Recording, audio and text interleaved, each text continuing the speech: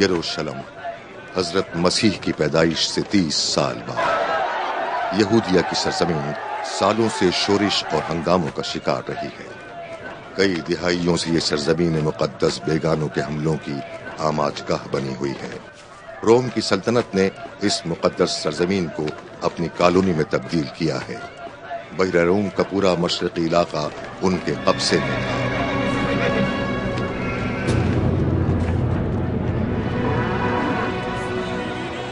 کیا کرنا چاہتے ہو تم؟ ہم ان ستونوں کو گرا دیں گے، بازاروں میں ہنگامہ اور فساد برپا کر دیں گے، اور پھر اس بلوے کے دوران ان وحشیوں کو نیست و نابود کر دیں گے۔ پیدائش کی آمد کے موقع پر رومیوں کو قتل کرنا مناسب نہیں ہے براواز۔ اس طرح کا اقدام بے وقوفی ہے۔ یوسف، تو نے ابھی تک کسی رومی کو مارا ہے؟ نہیں۔ انہوں نے یحییٰ کو مارا تھا۔ اگر تم یحییٰ کے حقیقی شاگرد ہو تو تمہیں چاہیے ان سے انتقام ہو۔ جانتے ہو اس کا نتیجہ کیا نکلے گا؟ کتنے یہودیوں کو پھانسی پر لٹکا دیا جائے گا؟ کیا تم اس سے لطف اندوز ہونا چاہتے اب ہو؟ ایسی باتیں کرنے کا وقت نہیں، یہ یہودیہ کی سرزمین ہے۔ اب عمل کرنے کا وقت آ گیا ہے۔ پیغمبروں کا زمانہ ختم ہو چکا ہے، اب ہمارا دور شروع ہو چکا ہے۔ سنا تم نے؟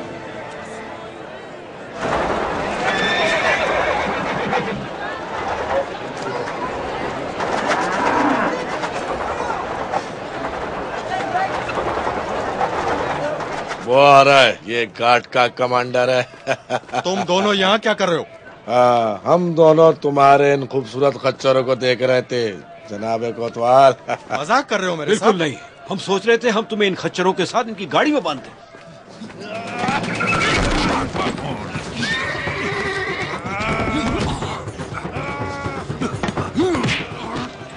او یروشلم کے بدبختو، او یہودیہ کے بدبختو، کیا تم سلیمان اور داؤد پیغمبر کے پائے تخت ہو؟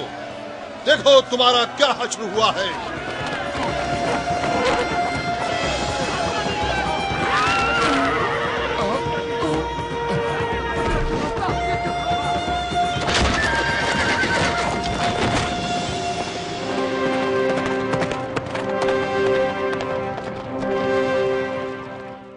قیصر اعظم کے نمائندے، عزت مآب محترم جناب جنرل پونٹیس پلیٹل صاحب تشریف لا رہے ہیں۔ ہوشیار ہو جاؤ، احترام واجب ہے۔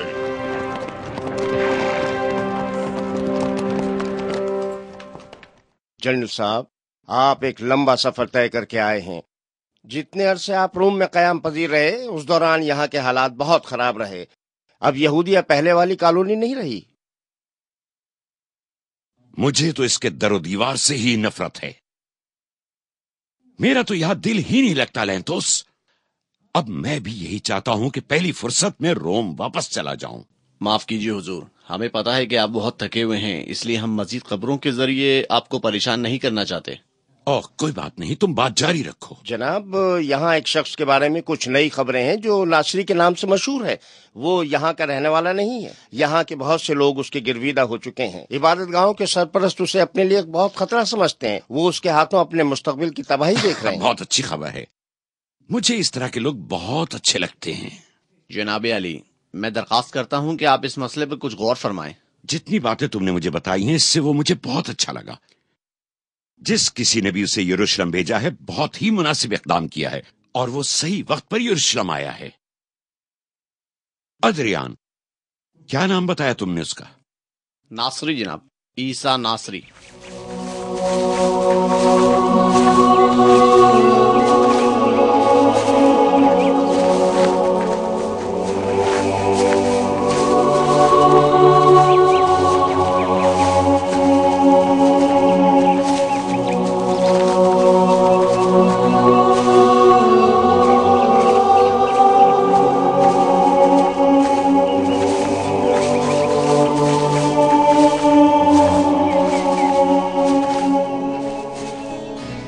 جلیل القدر نبی حضرت عیسیٰ علیہ السلام نے اپنی تبلیغ کے آغاز میں 12 ساتھی چن لیے جو حواریین مسیح کے نام سے مشہور ہوئے۔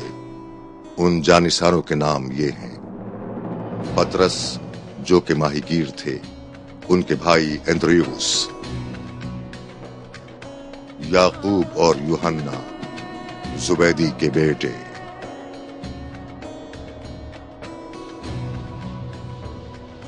यूसुफ लावी जो बराबास के नाम से मशहूर थे, और आप हजरत ईसा अलैहिस्सलाम की मोहब्बत की वजह से कब्रस से फलस्तीन आए थे।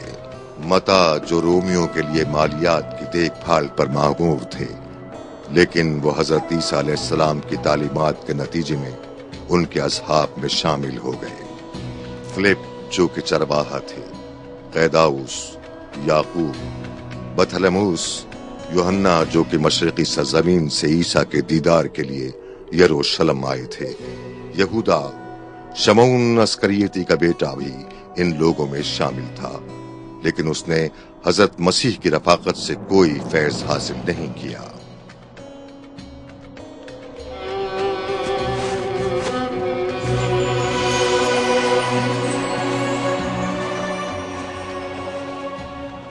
अजीम है वो परवरदिगार जिसने हमें इन नेमतों से नवाजा।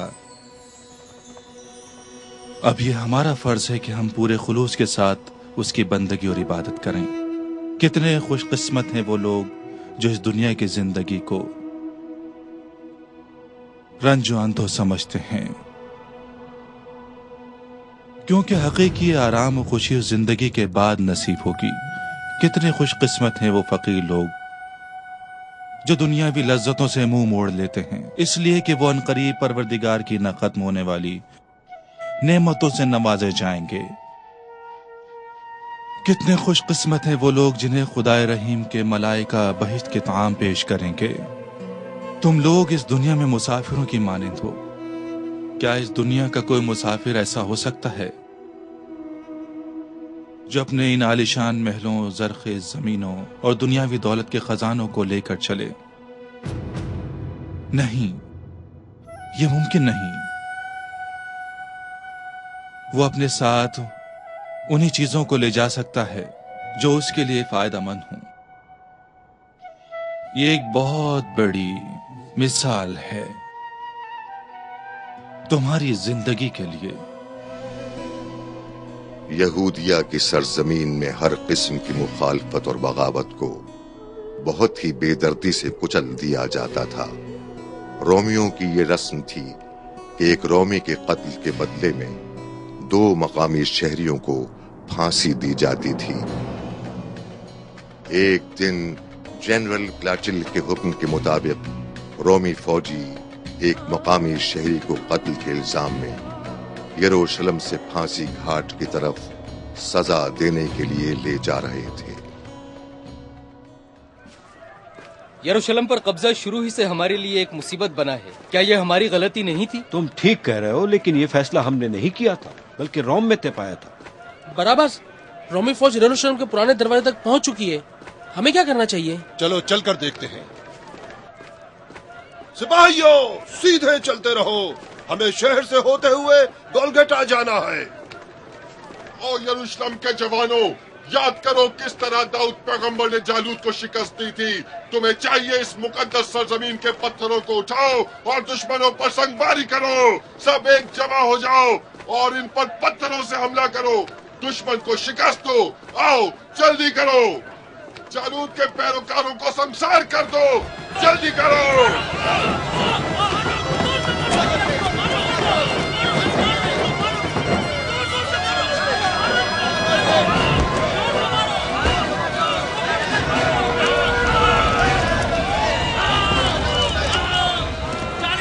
यरूशलेम के लोगों, डरो मत, हमला करो।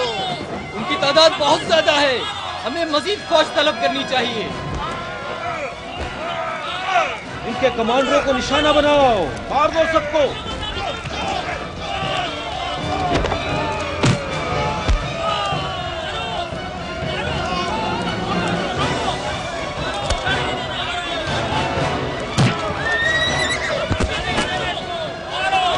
ये सलीब बहुत भारी है।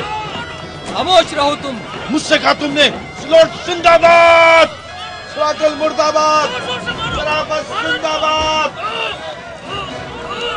जल्दी से भाग जाओ तुम।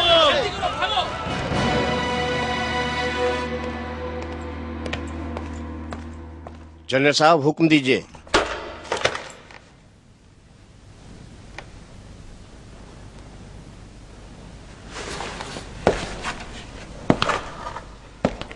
मुझे बहुत ही बुरी खबरों की इत्तलात मिली हैं। कैसी खबरें जनरल साहब? मेरे इल्म में ये बात आई है कि मुलजिम को फांसी घाट की तरफ ले जाते हुए बलवे के दौरान फरार कर दिया गया है। उस बलवे का नक्शा मैंने खुद खींचा था। उसका मकसद लोगों में खौफ और हरास फैलाना था, लेकिन लेंथोस, तुमसे बड़ी कोताही हुई। तुम्हारी गफलत की वजह से कैदी फरार हो गया। जनाब अली, मेरी कोई गलती नहीं है। अब जाओ और जेल में से 2 कैदियों को चलचोना ले जाकर फांसी दे दो। ये काम आज ही हो जाना चाहिए।